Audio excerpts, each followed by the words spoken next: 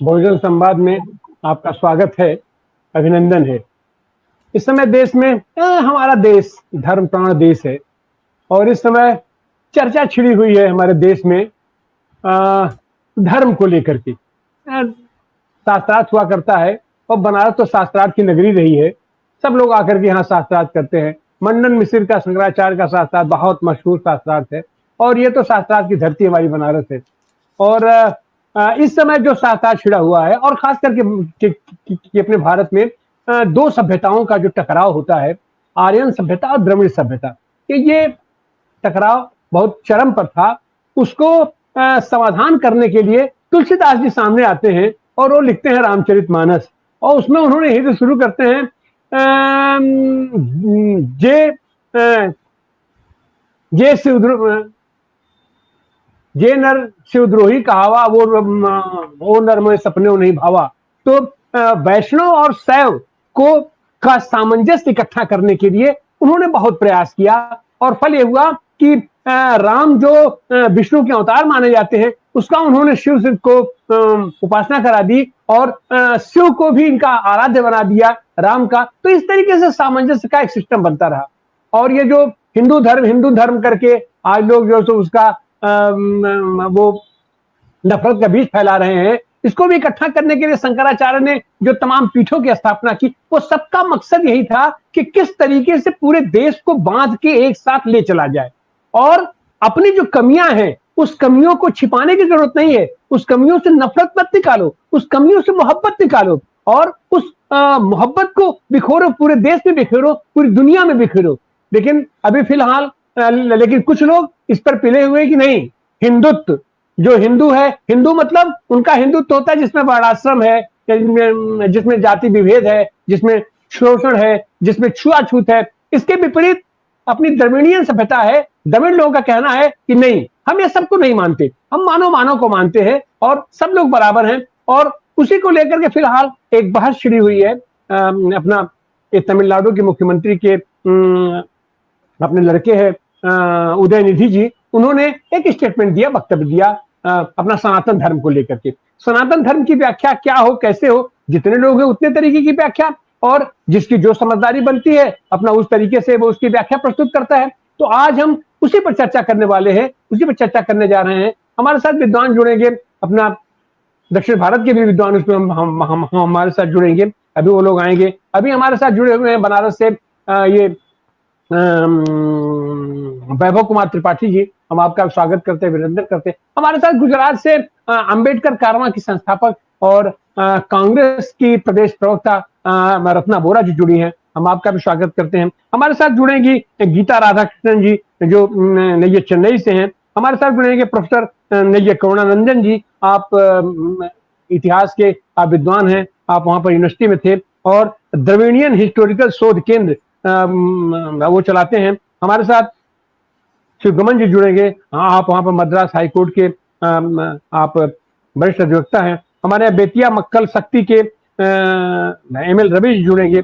हमारे साथ बहुजन ये संघर्ष पत्रिका के संपादक नागेश चौधरी जुड़ेंगे और आप सबका हम स्वागत करते हैं। और हमारे साथ जुड़ गए हैं डॉक्टर सुनीलम, हमारे होस्ट। हम चाहेंगे डॉक्टर सुनीलम इस चर्चा को आगे बढ़ाएं। डॉक्टर सुनीलम जी अपनी टिप्पणी के साथ चर्चा को आगे बढ़ाइए।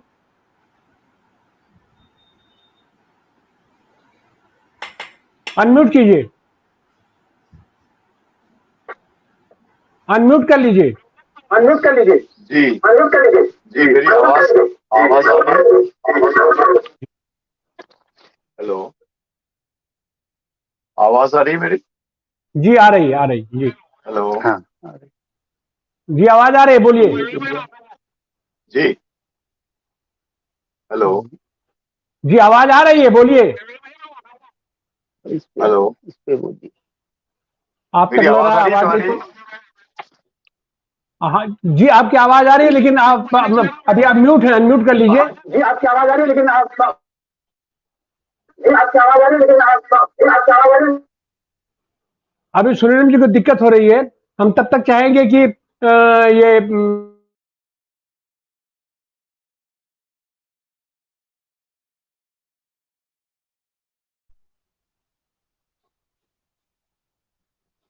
अनम्यूट कीजिए रत्ना जी,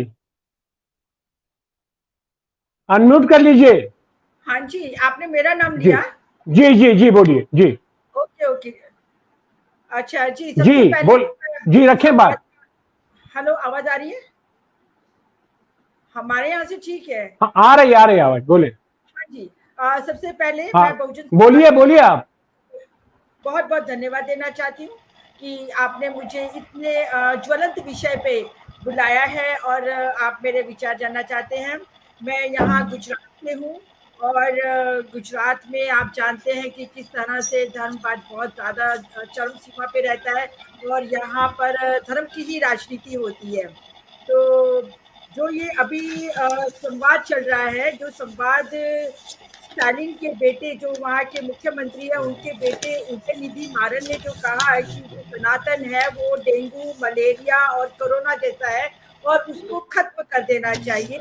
तो ये एक बहुत ही ज्वलंत विषय बन गया है आज की तारीख में। आप देखें तो हर एक के दिलो दिमाग में यही बात चल रही है कि ये ऐसा कैसा धर्म है। और ये जो बोले हैं स्टालिन के बेटे जो उदयनिधि मारन बोले हैं वो क्या सही बोले हैं या गलत बोले हैं, उस पे दोनों पक्ष अपनी अपनी बातें रख रहे हैं। और जहां तक कि मैं समझती हूँ, मैं अपनी बात को रखते हुए ये कहना चाहूंगी कि भारत देश एक लोकतंत्र देश है और भारत देश का जो संविधान अपने बाबा साहेब भीमराव अंबेडकर द्वारा लिखित जो संविधान है, उस संविधान में सभी धर्मों को एक ही नजर से देखा गया है और सभी धर्मों को अपनी धर्म का प्रचार प्रसार करना मानना उसका पूरा पूरा अधिकार संविधान ने ही दिया गया है। आप आर्टिकल 25 उठा लीजिए, 29 उठा लीजिए, 28 उठा लीजिए, तो ये सभी संविधानिक अधिकार दिए गए हैं। परंतु हमारे इस संविधान के जो प्रियाम्बल है, प्रियाम्बल में धर्मनिरपेक्ष और समाजवाद को भी जोड़ दिया गया है।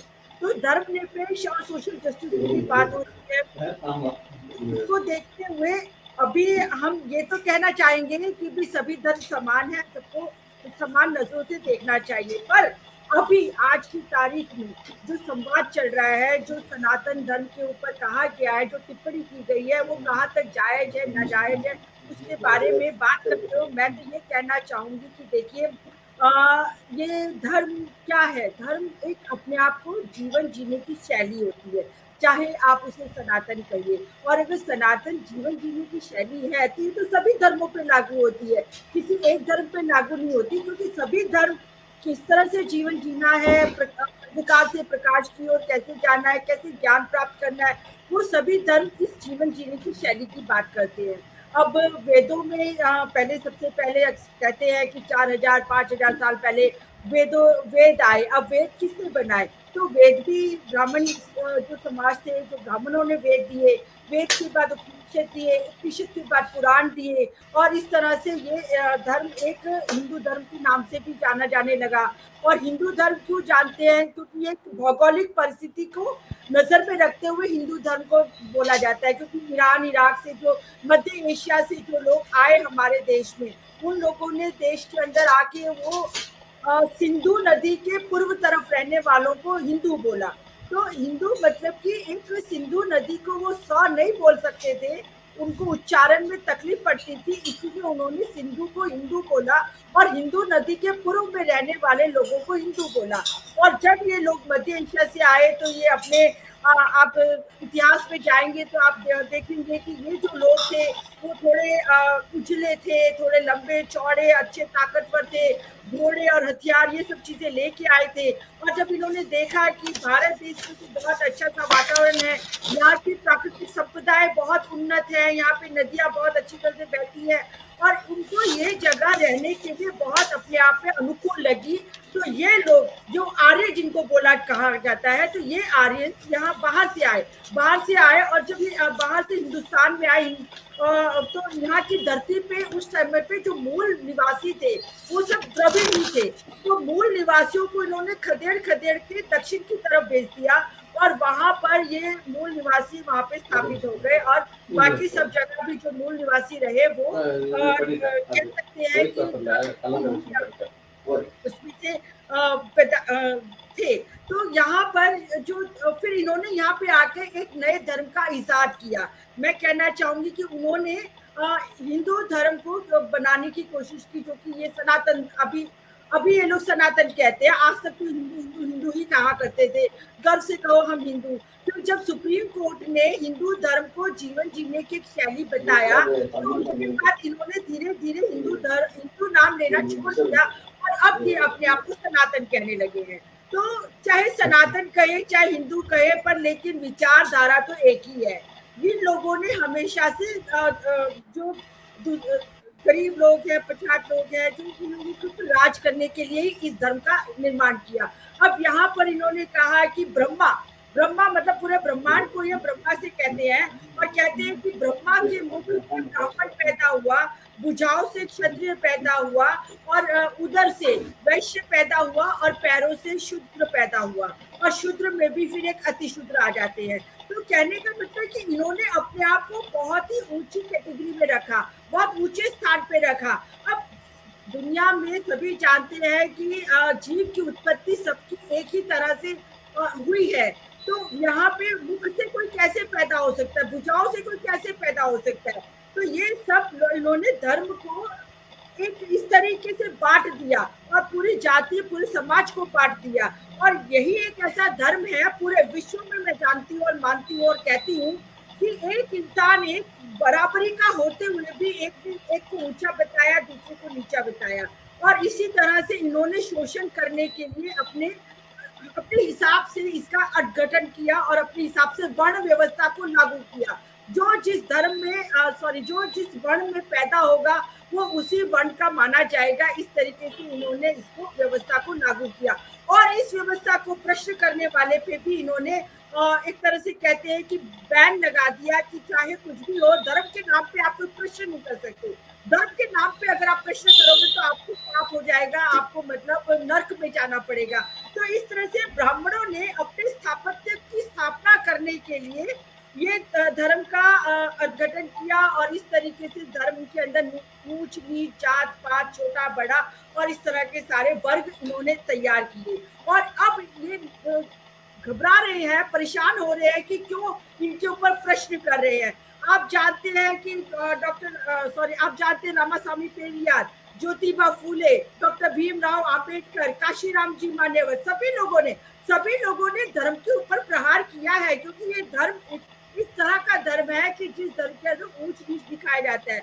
अब मैं एक स्त्री हूँ, स्त्री होते हुए सबसे पहले तो मैं यही कहूंगी, तुलसीदास ने रामचरितमानस के अंदर क्या लिखा? उन्होंने ऐसा लिखा, ढोल पशु शूद्र नारी सकल तारण के अधिकारी। मतलब ढोल मतलब जो नीची जात के, वो ढोल उनको कहा गया, पशु शूद्र मतलब नीची जात वाले, और नारी सबको एक कैटेगरी में, पशुओं की कैटेगरी में रख दिया, और उनको कहा कि ये तो ढोल है, पीटने के काम आते हैं। मतलब इनको प्रताड़ित करना चाहिए।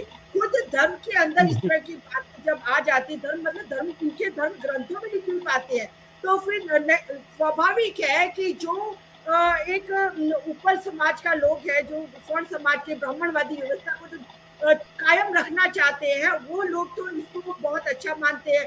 परंतु जो शूद्र और अति शूद्र है, आज उन लोगों ने अपना विरोध का किया है, और पूरे देश में इसके ऊपर बात चल रही है। अब शूद्र की कैटेगरी में इंटरनेट में जी रत्ना जी, और वाईफाई का मैंने जी रत्ना जी, उनको इन्होंने अति शूद्र की श्रेणी में रखा। मैं हम आपके पास फिर आएंगे रत्ना जी। तिवारी जी मेरी बात सुनिएगा, हम आपके पास फिर आते हैं। कर रही हूँ कि मैं बहुत के साथ कहना चाहती हूँ कि इसी धर्म की वजह से शूद्र स्त्रियों को अपना स्तन ढकने के लिए कर देना पड़ता था। आप सोचिए कितना गलत धर्म अभी तक चलता आ रहा। उसके बाद शूद्र स्त्री मतलब किसी के विवाह होता था तो शूद्र स्त्री को सबसे पहले किसी पंडित का भोग लगना पड़ता था, मतलब उसको उसके साथ संभोग कराया जाता था, तब जाके वो अपने पति के साथ अपना जीवन संसार चला सकती थी। इसी तरह से पुनर्जन्म की बात करती, आप लोग इस तरह से इस कैटेगरी में इसलिए हो क्योंकि आपके पुनर्जन्म का ये आपका फल है, इसीलिए आप इस धर्म में पैदा हुए हो। तो ये एक ऐसा धर्म है जो बहुत भेदभाव करता है। आपने कोविंद जी जो राष्ट्रपति होते हुए भी उन्हें जो मंदिर के शिलान्यास पे नहीं बुलाया गया। अभी आपने देखा है कि और अपनी राष्ट्रपति रत्ना द्रौपदी मुर्मू रत्ना जी, ये नए संविधान के हाँ, नए पार्लियामेंट रत्ना जी। रत्ना जी, तो मेरा तो ये कहना है हेलो कि ये हेलो हेलो, हाँ, आवाज आवाज आ रही है आपकी मेरी? आवाज आ रही है, आप कहिए। जी जी, आ रही है, जी बोलिए। जी, एक्चुअली मैं इस कार्यक्रम में इसलिए जुड़ा हूँ क्योंकि यहाँ पर प्रोफेसर करुणानंदन जी और प्रोफेसर ML रवि जी यहाँ पर आए हैं। नागेश जी और वैभव जी हमारे ऐसे पैनलिस्ट हैं जिनका विचार हमें सुनने लगातार मिलता रहता है। दोनों विद्वान हैं, उनसे हमने विशेष अनुरोध किया। लेकिन असल में हम लोग जो है बहुजन संवाद के अंदर हम ये जानना चाहते हैं कि जो दृष्टि द्रविडियन मूवमेंट के अंदर रही और अभी जो बात कही गई है उसको किस तरीके से वो देखते हैं। मैं आप मुझे नहीं मालूम, करुणानंद साहब, कैन यू अंडरस्टैंड हिंदी और you speak in English? I am here I to speak in translate English. for you. Okay. So, Okay, Professor okay. Karunanand ji, we welcome you on this platform of Bahujan Samvad, and we want to know what was the reason why Mr. Nidhi gave this such kind of statement, which has created such a controversy all over the country, or rather all over the world. So we would like to know the perspective of the Dravidian movement, which has its roots for more than a few hundred years. So, Professor Karunanandan ji, please give your version, please. Am I audible to you? Yes yes Yes, yes, yes, Okay, please, yes yes, okay, please. okay. Good evening, everyone. First of all, the controversy was manipulated by vested interest. What Udayanidhi Stalin stated was not something like what do you call it, hate speech or calling for genocide. It was a different perspective, and the people who make it an issue knew that what he is speaking. It was a criminal conspiracy that they distorted his version to instigate chauvinism against the establishment, the established views. Today, on this, what I mean, I am trying to give you the Dravidian perspective of Sanatana. Professor, one minute. I'll just translate it for you. Okay, okay.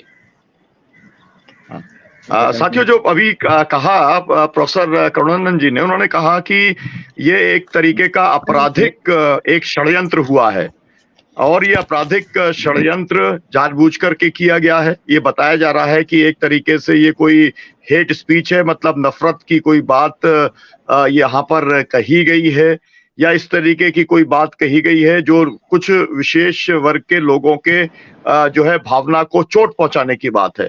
लेकिन ऐसा नहीं है। ये केवल एक आपराधिक षड्यंत्र के कारण इस तरीके से बताया गया। असल बात तो ये है कि जो द्रविडियन आंदोलन है उसका एक अपनी दृष्टि है और वो सोच है। तो उसके बारे में अब प्रोफेसर करुणानंदन जी हम लोगों को बताएंगे कि अब वास्तव में वो क्या सोच है। जी, please continue professor.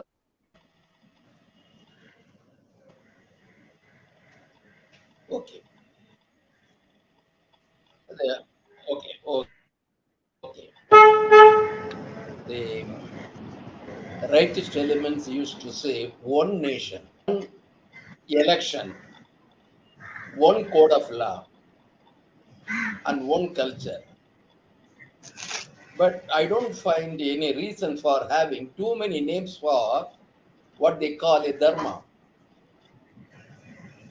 The native culture, native dharma, Hindu dharma, is also interpreted as Arya religion,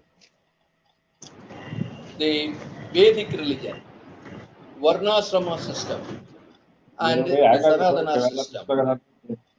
So different names for the same belief system or same cultural representation. I do not understand.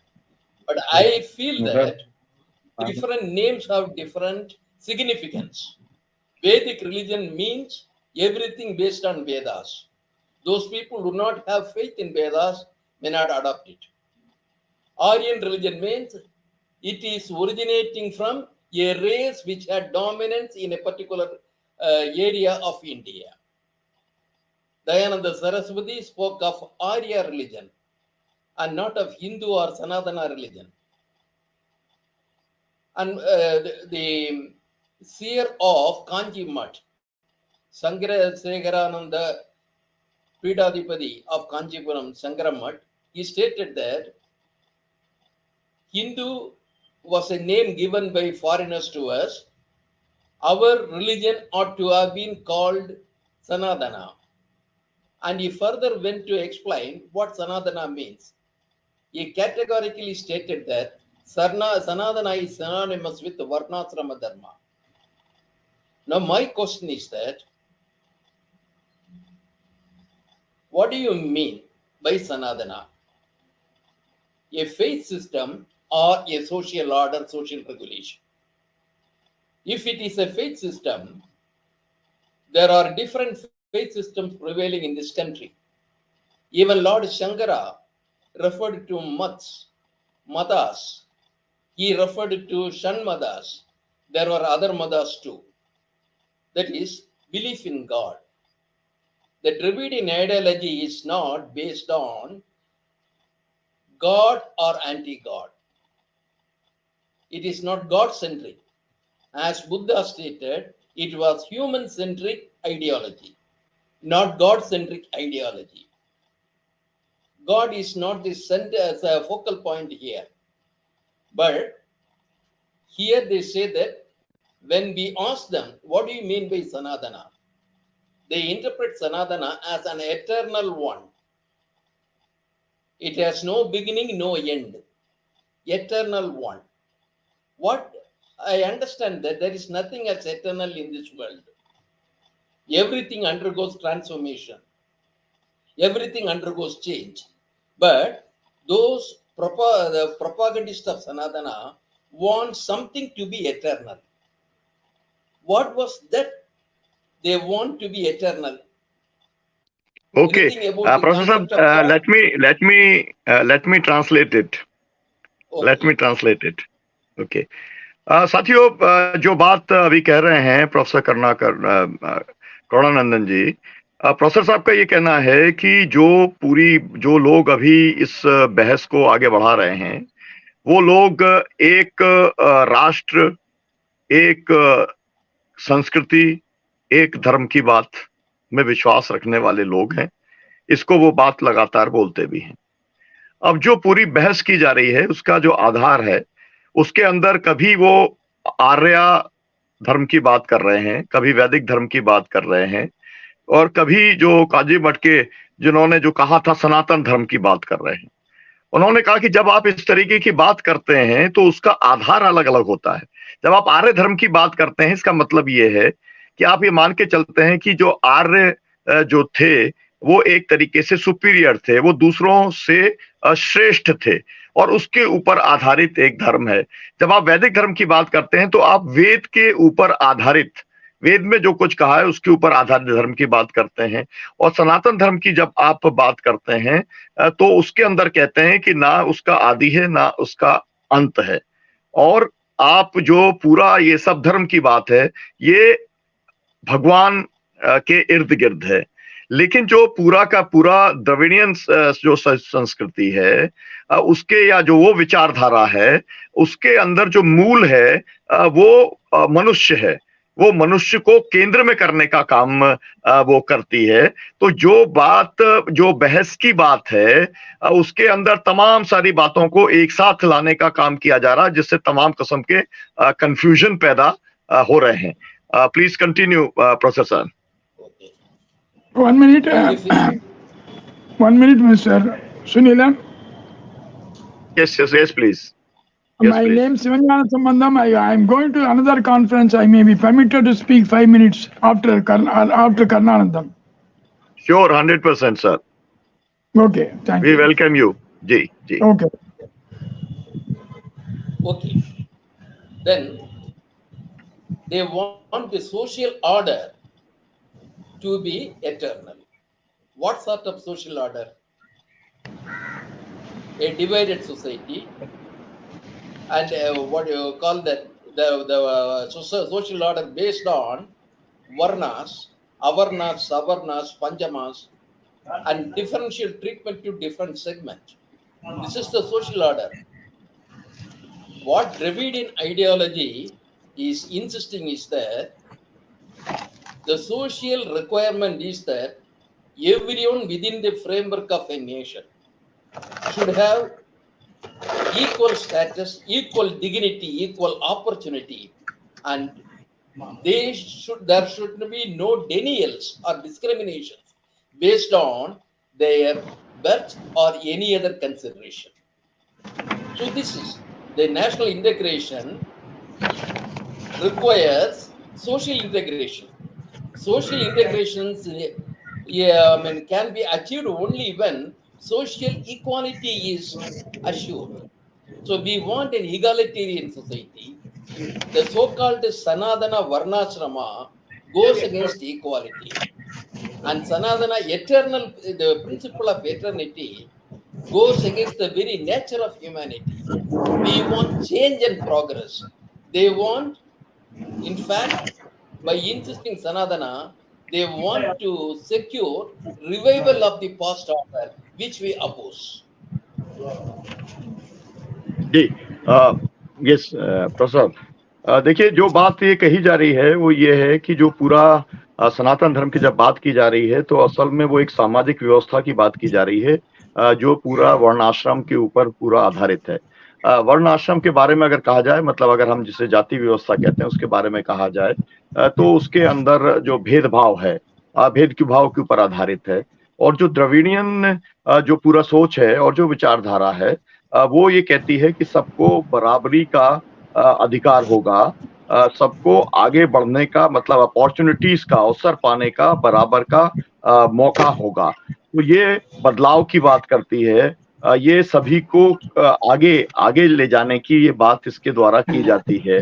तो ये एक किस्म का अंतर है जो अंतर professor Karunanandan जी ने एक हाईलाइट करने की कोशिश की है कि एसेंशियली जो सनातन धर्म का जो है वो वर्ण व्यवस्था पर आधारित है, जो कि डिस्क्रिमिनेटरी है, जो कि भेदभाव पर आधारित है, और जो पूरा का पूरा द्रविड़ आंदोलन है वो एक ऐसे राष्ट्र की कल्पना करता है जिसके अंदर एक ऐसी व्यवस्था होगी जिसमें सबको बराबर का स्थान होगा, आगे बढ़ने का सबको एक व्यवस्था होगी।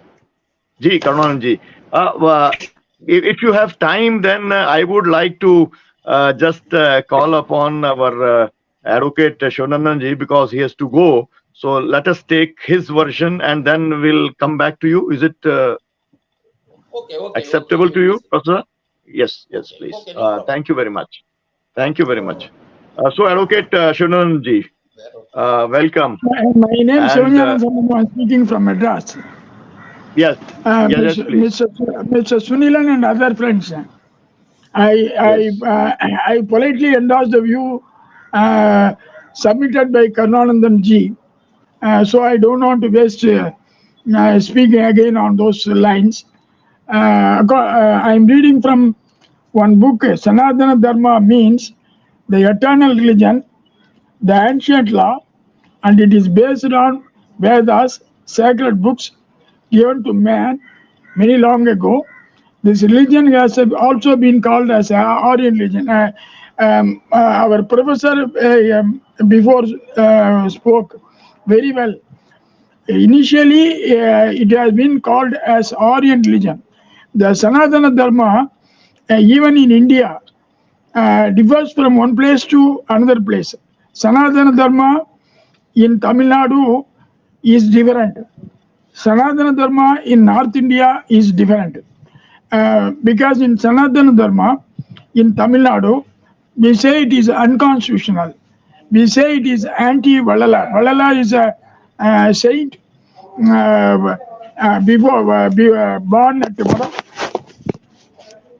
born at Vadalur, who worked for the humanity as a whole. So according to me, this is very bad campaign by RSS, BJP, Modi. The Prime Minister and the Home Minister ought not to have taken this trivial subject, very smallest subject, into their hands, to forgetting the very important issues facing the nation. They want to politicize the issue because the ideology of Sanatana Dharma is basically from the beginning it is Aryan. So subsequently, as Sunilan said, as the professor said, the name is given by the foreigners as Hindus. So, as Sanatana Dharma is different from Hinduism. Hinduism is different and Sanatana Dharma is different. And according to me, Sanatana Dharma spoke about the vacation. It does not exhibit all are equal. It is, with great respect to the guests, I respectfully submit Sanatana Dharma, as we understand in Tamil Nadu, is against the principles, articles of Constitution, Article 15, that is discriminating the people on the basis of religion, on the basis of sex, on the basis of employment and all. And also, I will finish it now itself. And also, it is a anti-Vadala because the governor of Tamil Nadu has gone to Vadalur. Vadalur is near Pondicherry, wherein he spoke that Vadalar is equivalent to the Varnas in such a way. They have given a bad shape of the Indian, especially Tamil Nadu reformist. Here, Vadalar is celebrated. He is a great leader, great philosopher, great saint. He devoted his life for the welfare of all mankind. With great respect to the governor Ravi, he gone to Vadalur, and he says that Vadalar is the Sanatana Dharma. I'm very sorry to comment the version of the governor, Mr. Ravi, because the essence of Vadalar is there is one God. It is there should not be any small gods celebration. There should not be any rituals. Further, all the people should be given food. But who is in such a way where Vadalar is above the times, it is beyond his times. He spoke about the humanity as a whole, whereas Sanatana Dharma, as we understand, is discrimination by birth, discrimination by race, discrimination by religion. That is what we understand in Tamil Nadu. So, with great respect to the guest, I want to point out. I will finish. Here, Sanatana Dharma is different from Hinduism. Hinduism is different from Hindutva. I can accept Hinduism, but I cannot accept Hindutva. In the way the country is led, they want to forget the basic problems of the country. That's why Amit Shah and Modi has taken the Sanatana issue. Thank you very much. साथियों, आप जो अभी सुन रहे थे, इसमें असल में नाम जो है रवि साहब का दिया गया है। रवि साहब नहीं है, ये एडवोकेट शिवगणम हैं, जो हमारे समाजवादी विचार के बड़े वरिष्ठ अधिवक्ता हैं मद्रास चेन्नई हाई कोर्ट के अंदर। और वो ये बता रहे थे कि सनातन अलग है, हिंदू अलग है, हिंदुत्व अलग है। और उन्होंने कहा कि इसके अंदर मूल बात यह है कि इस बहस के अंदर जब नरेंद्र मोदी या अमित शाह जब आ जाते हैं तो उनका पूरा मकसद होता है इशू को डाइवर्ट करने का, जो इस देश के बुनियादी सवाल हैं उसकी ओर से वो लोगों का ध्यान जो है वो डाइवर्ट करने की कोशिश, एक अलग ओर ले जाने की कोशिश उनके द्वारा की जा रही है। और उन्होंने कहा कि ये जो पूरा बहस जो हमारे यहाँ के तमिलनाडु के जो गवर्नर साहब हैं, उन्होंने जो वडगार, जो वहां पर एक दार्शनिक के तौर पर, एक बड़े विचारक के तौर पर जिन्हें माना जाता है, जिन्होंने एक वन गॉड की बात की, एक भगवान की बात की, अलग अलग लोगों के अलग अलग भगवान नहीं, एक भगवान की बात की, और उन्होंने एक तरीके की बराबरी की बात की। तो उनका मूल तौर पर कहना ये है कि जब आप सनातन धर्म की बात आप करते हैं तो उसके अंदर भेदभाव की बात आती है, जबकि जो द्रविड़ पूरा पर्सपेक्टिव है वो इक्वालिटी के ऊपर, वो बराबरी के आधार पर, समदृष्टि के आधार पर वो पूरा का पूरा सोच है। और इसलिए एक तरीके से उनका कहना ये है कि ये इशू को डाइवर्ट करने का मामला है, देश के जो बुनियादी सवाल हैं उसके ऊपर आम नागरिकों का ध्यान ना जाए, इसलिए सनातन को लेकर के बहस जो है की जा रही है। और असल में जो बात यहाँ पर प्रोफेसर करुणाकरण साहब ने की है, करुणानंदन जी ने, उसका सपोर्ट करने का काम जो है हमारे जो वरिष्ठ अधिवक्ता साहब हैं उन्होंने करने का काम किया। Only thank you very only much one, sir for Mr. Sunilan, yes only please one sentence, only one sentence, yes only please one sentence. yes please Ambedkar said if Hindu Rajya has been created in India, it will go to all evils, the country will go to all ruins. If Hindu Rajya is established in India, Hindu Raj is established in India, it will go to hell, it will give a ruin. That is what Ambedkar said. I adopt his view. Thank you very much. जी, अभी एक और बात जो कह रहे हैं बहुत महत्वपूर्ण बात है, और उन्होंने बाबा साहब अम्बेडकर को कोट करके उन्होंने कहा है कि उन्होंने कहा कि अगर हिंदू राज अगर आ जाएगा तो वो इस देश को बर्बाद करने का काम करेगा। तमाम किस्म की जो सामाजिक बुराइयां हैं वो सबको जो है वो इस पूरे समाज पे, देश के ऊपर वो लादने का काम करेगा। तो यहाँ पर हमारे जो वरिष्ठ अधिवक्ता हैं शिवनंदन जी, उन्होंने ये कहा है कि हम बाबा साहब का जो पूरा सोच था हम उसका समर्थन करने का काम करते हैं वैचारिक स्तर के ऊपर। Thank you very much sir. Thank you. मैं Sorry अब for आगे sorry बढ़ता for हूँ leaving. और हाँ, okay okay okay, please Sorry go for ahead with your leaving. Thank programme. you. Thank you very much.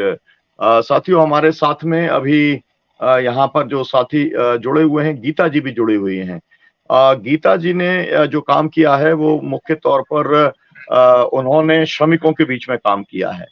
तो उनका जो पर्सपेक्टिव है वो उनका पर्सपेक्टिव सनातन धर्म की व्याख्या के अंदर श्रम के सम्मान को लेकर के उसके को लेकर के क्या है, इसके बारे में वो कुछ जोड़ना चाहेंगी, कुछ वो बोलना चाहेंगी। गीता रामकृष्णन जी, आपका बहुत बहुत स्वागत है। देश के अंदर असंगठित क्षेत्र के जो गिने चुने नेता माने जाते हैं उसका वो नेतृत्व करने वाली हैं Geeta Ramakrishnan ji. So we welcome you, please tell us.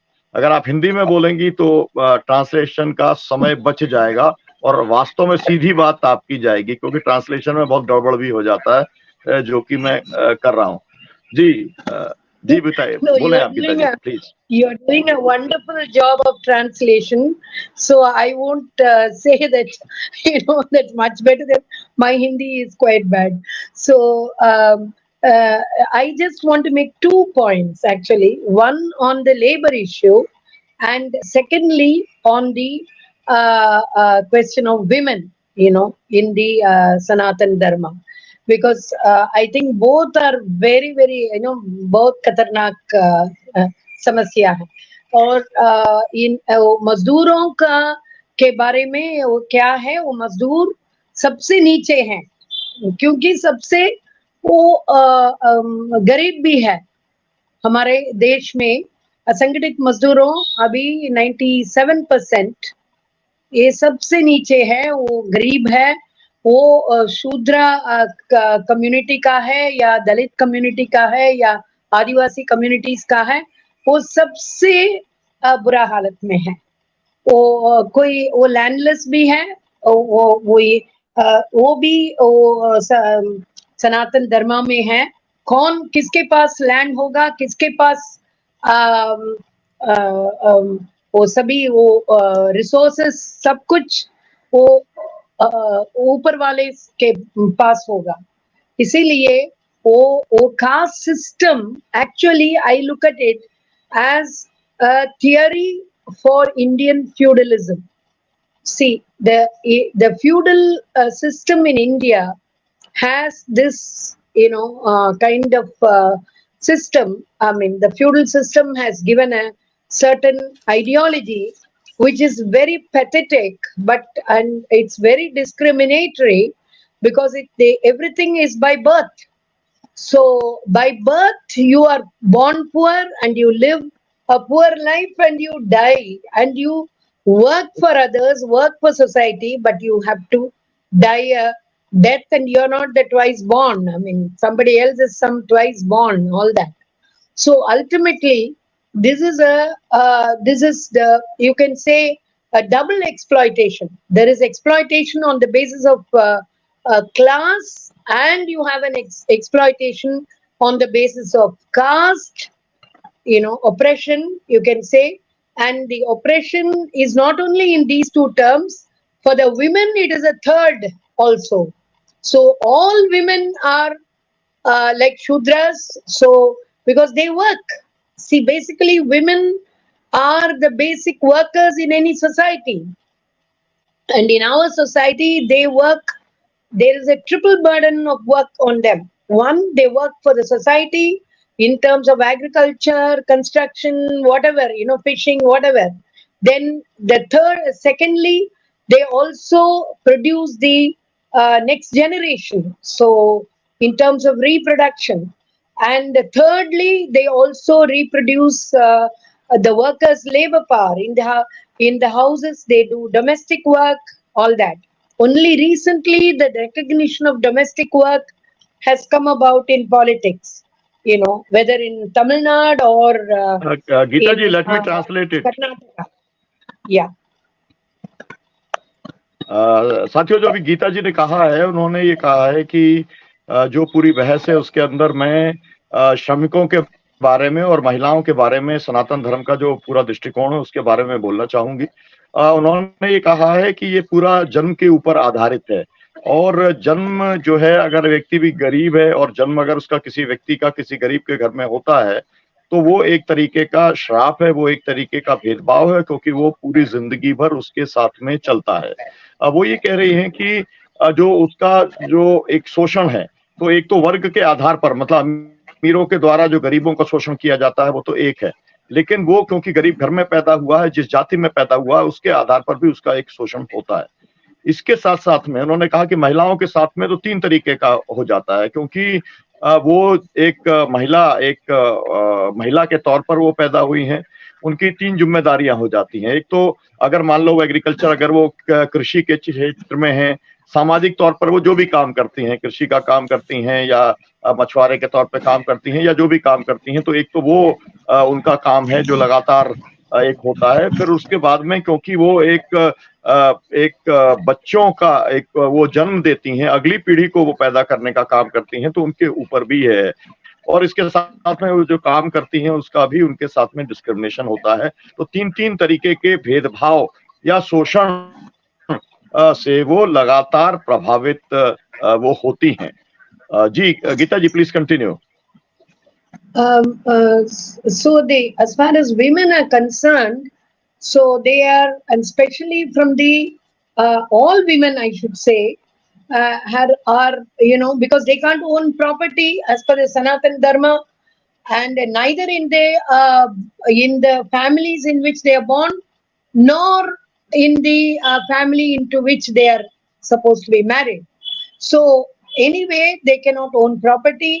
They are always dependent on males, and ultimately, and if you are a widow, we know what all are the kind of and we have seen early 20th century, even in Tamil Nadu, there were the Gandhigram people had done so much of work. Krishnammal Jagannathan and all our friends in the Gandhian circles, they had done so much work to rescue child widows, and then bring them to Gandhigram and give them education so that they become independent and so on and so forth.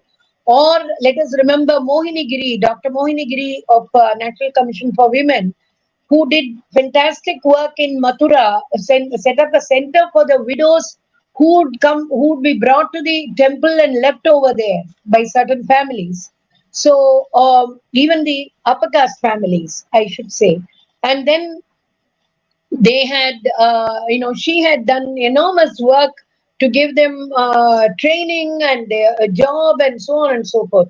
So and still worse has been the whole sati, the whole history of, burning widows. So I think that it's a symbol of women's slavery. That's what I look at it. So it's a symbol of women's slavery. It's a symbol of caste slavery, and is a symbol of class exploitation. So all the three are in one, and that is Sanatan. So we will have to, do away with Sanatan, and we have to build India on the basis of equality. I think that is what is there before us.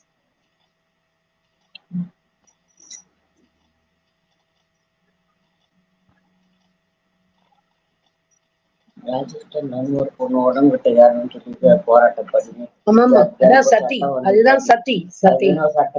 Sati, even Devadasi system, it was such a big fight even in Tamil Nadu for Dr. Muthulakshmi Reddy to bring a law against the Devadasi system. So, and then of course Raja Ram Mohan Rai, we have to remember all that. Yeah. इस तरह गीता जी ने ऐतिहासिक संदर्भों में गीता जी ने पूरा बताया कि महिलाओं का किस तरीके से तिहरा शोषण होता है महिलाओं का, और उन शोषण में जो इनके हिंदुत्ववादी, जो इनका सनातन धर्म है, या जो इनकी व्याख्या है, इसमें केवल नफरत और घृणा का प्रचार होता है, और ये शोषण को बढ़ावा देता है। जबकि होना यह चाहिए कि सबको मिलजुल के इस समाज के विकास में, इस समाज के विस्तार में सबका एकजुट प्रयास होना चाहिए। तो ये अब हम फिर चलेंगे करुणानंदन जी के पास। करुणानंदन जी की बात अधूरी रह गई थी। करुणानंदन जी, आप अपनी बात को पूरी करें, please continue. Karunanandan ji. Thank you. Now, I had been telling you, it was not a religious question. When we are critical of Sanatana, we are critical of the social regulation, social order. But knowingly very well where our opposition is centered, the other side makes it a religious issue, as if we are questioning the faith system. We are not questioning the faith system. Even in the faith system, there is no uniformity in the so-called Hindu order. Shankara mentioned Shanmadas, 6 deities for devotion. There are other hundreds of other deities. So there are different faiths followed in India. The Saivite would not accept Vaishnavite, Vaishnavite would not accept the Shakta people. So different religions existed. What we insist is that they must exist in peace and in equality. But here, in the garb of religion, they tried to establish a social order. Yeah, the social progress in India, especially in Tamil Nadu, समानता पर आधारित धर्म ही। Pardon? Ji, please speak. Struggles for social transformation had to be against Sanatana order. The Sudras, the Panjamas, the women did not have right to education. We got it only by resisting and removing the Sanatanic restrictions. And the widows were burned. Child marriage was in vogue. Everything in the name of Sanatana Dharma. Temples were not opened for the masses, and temples were denied to them. And they could enter into the temples only by fighting against the Sanatana restrictions. So everywhere we find that. Even the women education, Vidyasagar fought for women education. Who resisted it? Sanatanic Bankim Chandra Chatterjee. So everywhere we find that Sanatana obstructed change and progress. We have to change the status quo. Unless we change the status quo, we cannot make further progress. So Sanatana has to be resisted and has to be changed. But here, the concept of Sanatana is being tackled. And we are not trying to eliminate people who advocate Sanatana.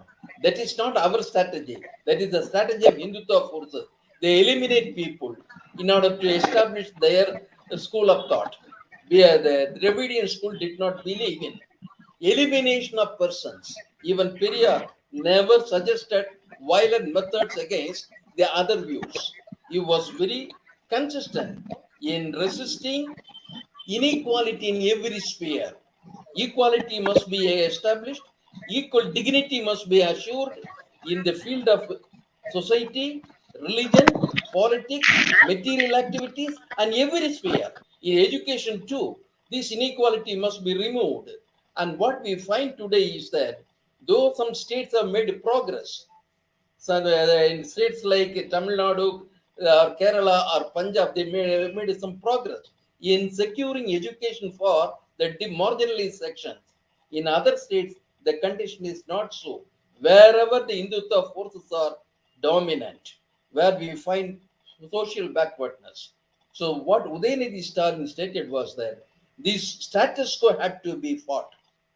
This Sanatanic system had to be challenged. Otherwise, we cannot make further improvement. But this was distorted as if we were suggesting the believers had to be eliminated. The question of believing or non-believing does not arise here. There can be believers, there can be agnostic, there can be atheist in any form. Even in the Vedas, we find agnostic and atheist.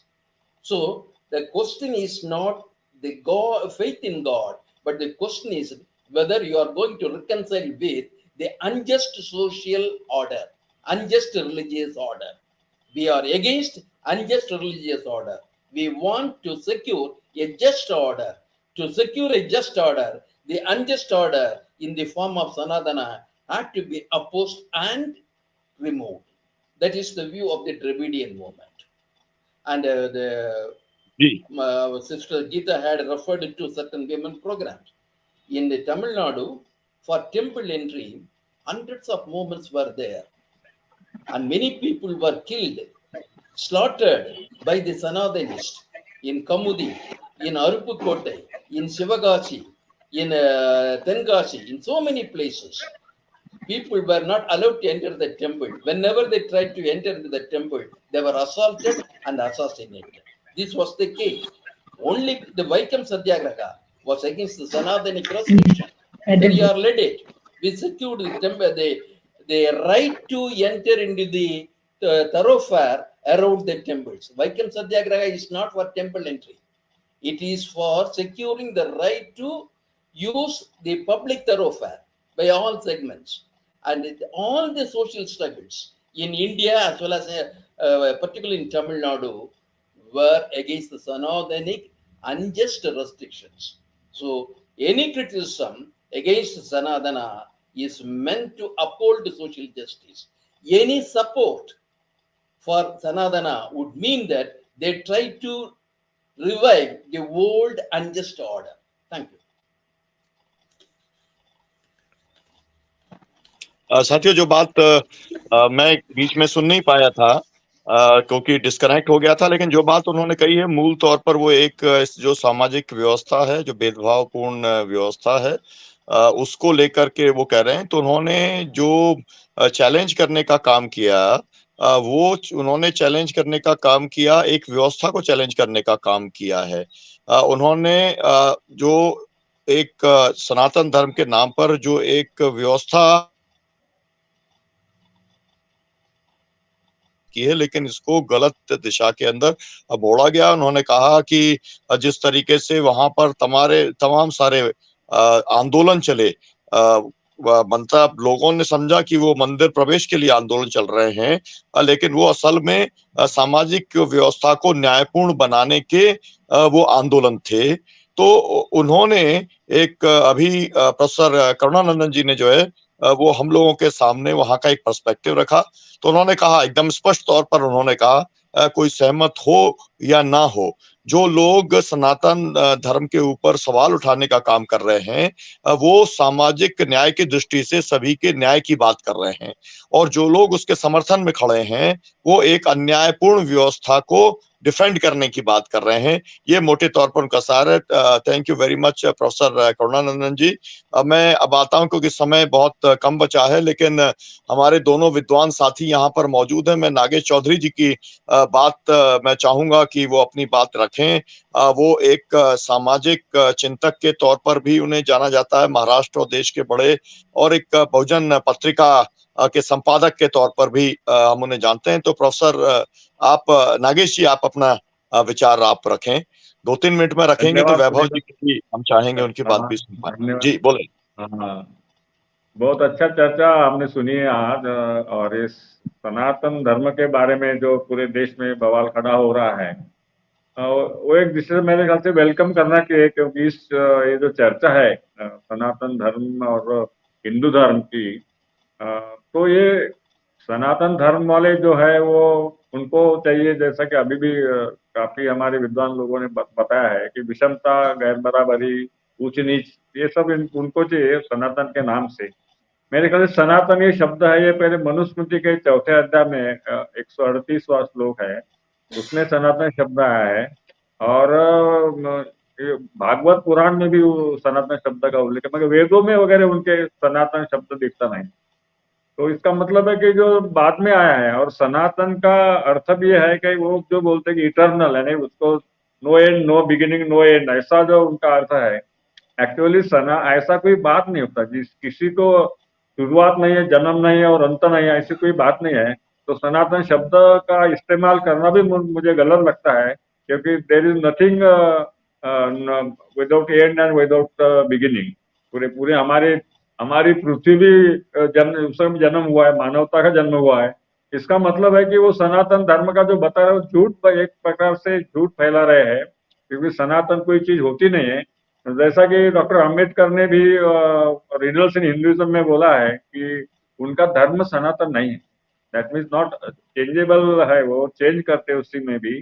जैसा कि उन्होंने बोला कि वो they have chopped, यानी कभी कभी वेदों को ऊपर बताया, कभी स्मृति को ऊपर बताया, कभी पुराणों को ऊपर बताया, कभी देवी को, गॉडेसेस को ऊपर बताया, पूरे देवों को ऊपर बताया, कभी वो ब्रह्मा को ऊपर बताया, कभी विष्णु को। ये जो चेंज कर रहे हैं, इसका मतलब वो मार्केटिंग कर रहे हैं भगवान का, रिलीजन का। यानी इसका मतलब ये उनको बोला कि their religion is not eternal, their religion is their greed is eternal, their religion is not eternal. उनका मतलब है कि उनका धर्म सनातन नहीं है, उनका स्वार्थ सनातन। ये जो बात डॉक्टर अम्बेडकर ने कही है, ये अभी भी लगती है। तो ये जो पेरियर रामास्वामी या द्रविड़ मूवमेंट जो है, द्रविड़ कस्टम और नॉर्थ का जो है, ये तो मेरे ख्याल से एक दिखता है कि द्रविड़ रेस के बारे में, रेसिज्म इसमें दिखता है कि Aryan racism and Dravid racism, जो जैसा डॉक्टर अम्बेडकर ने कहा कि द्रविड्स एंड जो है नाग वगैरह, ये जो अलग रेस है और आर्यन अलग रेस है। तो इसका मतलब है कि रेशियल स्ट्रगल को चला रहे क्या है। जैसा कि मैंने ये सुना है कि ये हमारे जो अमित शाह है, उन्होंने बोला, लोगों के एक सभा में बोला, लोगों से पूछा आपको सनातन धर्म चाहिए या नहीं चाहिए। अब वो जो सुनने वाले गरीब लोग हैं, उनको क्या पता, हाँ बोले हाँ, बता बोले हाँ या ना। तो ये जो चीप पब्लिसिटी है सनातन धर्म के बारे में कर रहे हैं, मोदी हो या अमित शाह हो या आरएसएस, उसके पीछे सभी साधु वगैरह जो उत्तर के, ये भी है कि उत्तर में जो ज्यादा हिंदुत्व या सनातन धर्म वाले हैं, वैसे साउथ में जाएंगे आप तो ऐसा लगता है कि साउथ में एंटी सनातन धर्म विचार है। पेरियर रामास्वामी ने जो लिखा है कि he was anti God, God इल्ले, भगवान नहीं है।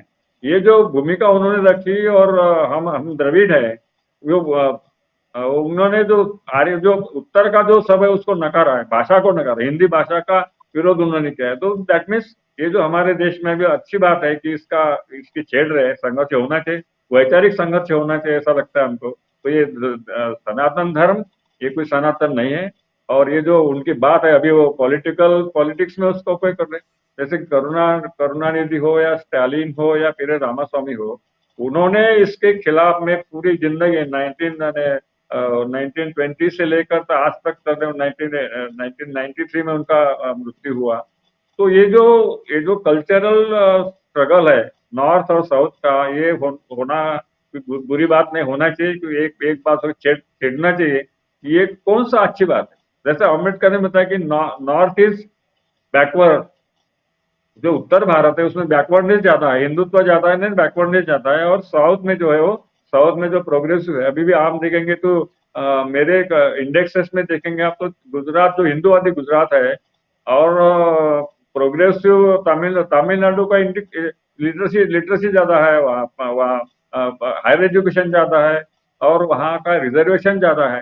तो ये देखते हैं कि सामाजिक न्याय के बारे में तमिलनाडु जितना आगे है, पेरे रामास्वामी या उनका, उसके तुलना में हिंदूवादी गुजरात बहुत पीछे है। हमने आर्टिकल भी लिखा इसमें कि how Gujarat is backward compare to the Tamil Nadu, बड़े बहुत सारे इसमें। तो इसमें ये लगता है कि आपको पूरे देश में प्रगति के ऊपर ले जाना है तो आपको ये सनातन धर्म को नकारना पड़ेगा।